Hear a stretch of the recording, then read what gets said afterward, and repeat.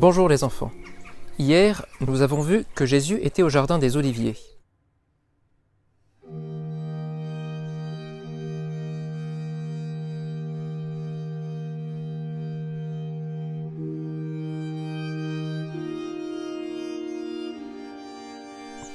Pendant qu'il priait et souffrait dans ce jardin, Judas alla trouver les grands prêtres et il leur dit : « Suivez-moi, je vais vous montrer où est Jésus.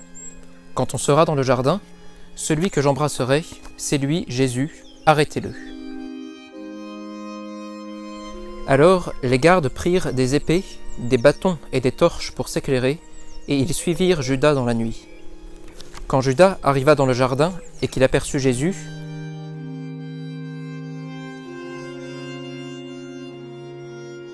il s'approcha de lui et l'embrassa.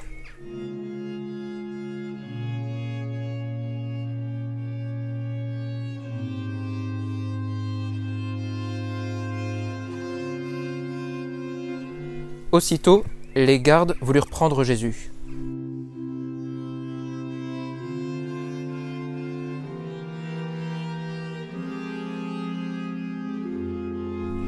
Mais les disciples essayèrent de se défendre. L'un d'eux tira son épée et coupa l'oreille d'un garde.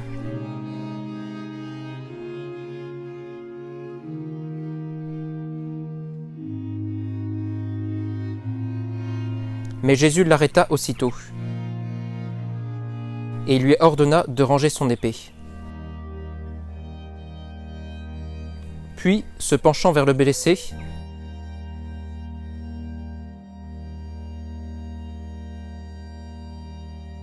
Jésus lui toucha l'oreille et le guérit.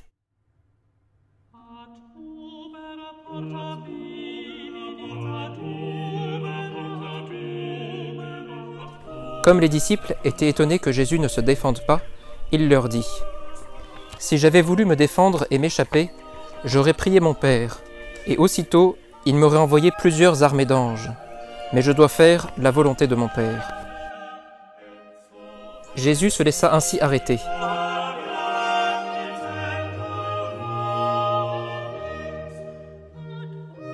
Tous ses disciples l'abandonnèrent et s'enfuirent, le laissant tout seul avec les gardes.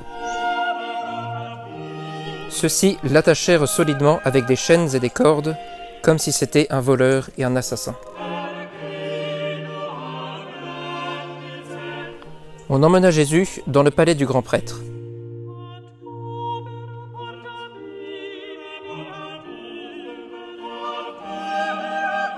Tous les membres du conseil se réunirent et ils cherchaient à condamner Jésus.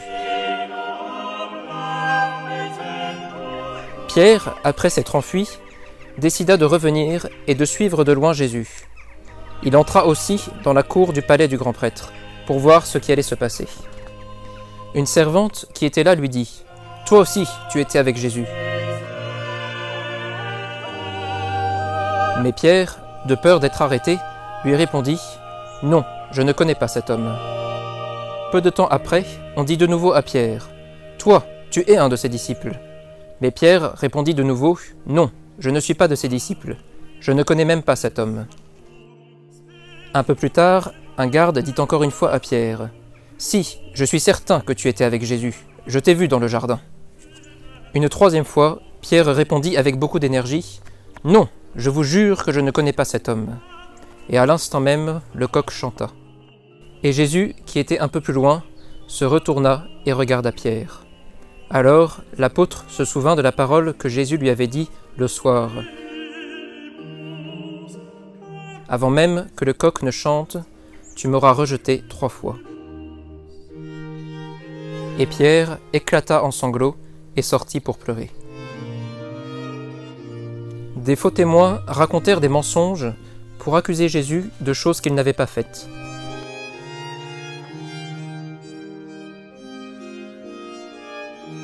Mais tout le monde voyait bien que c'était des mensonges, parce que les témoins se contredisaient, c'est-à-dire qu'ils ne disaient jamais la même chose. Tout cela énerva beaucoup le grand prêtre, qui s'appelait Caïphe, et il dit à Jésus : « Tu ne réponds donc rien à ceux qui t'accusent ?» Mais Jésus se taisait. Alors le grand prêtre lui dit : Je t'ordonne, au nom de Dieu, de nous dire si tu es le Christ, le Fils du Dieu vivant. » Jésus lui répondit, « Tu l'as dit, je le suis. Et vous verrez le Fils de l'homme assis à la droite de Dieu et venir sur les nuées du ciel. » En entendant cela, le grand prêtre déchira ses vêtements et il dit, « Il a blasphémé, vous l'avez tous entendu. » Un blasphème, c'est quand on dit ou fait quelque chose qui manque gravement de respect à Dieu. Ainsi, par exemple, quand un homme prétend être Dieu, il dit un blasphème. Pour Jésus, ce n'était pas un blasphème, parce qu'il était vraiment Dieu. Mais les grands prêtres et Caïphe ne voulurent pas le croire, et ils condamnèrent Jésus à mort. Les soldats qui gardaient Jésus le maltraitèrent. Ils le frappèrent, lui donnèrent des coups, lui crachèrent au visage et se moquèrent de lui.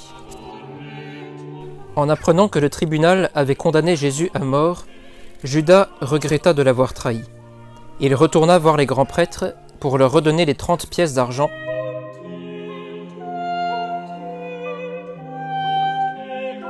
et il leur dit « J'ai péché en livrant un sang innocent. » Mais les grands prêtres lui répondirent « Et alors, qu'est-ce que cela peut nous faire? C'est ton problème, ce n'est pas le nôtre. » Judas, pris de désespoir, jeta les pièces dans le temple et alla se pendre.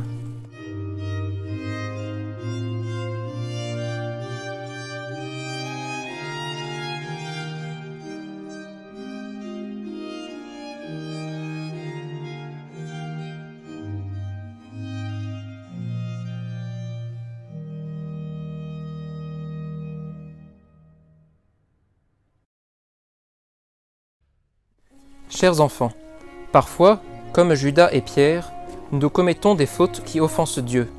Par exemple, quand nous le rejetons ou que nous désobéissons à ses commandements. Mais Jésus est toujours prêt à nous pardonner. Il ne faut pas désespérer comme Judas, mais plutôt faire comme Saint Pierre, pleurer et regretter nos péchés, se relever et revenir avec confiance vers Jésus. Merci les enfants de nous avoir suivis et je vous dis à demain pour la fin.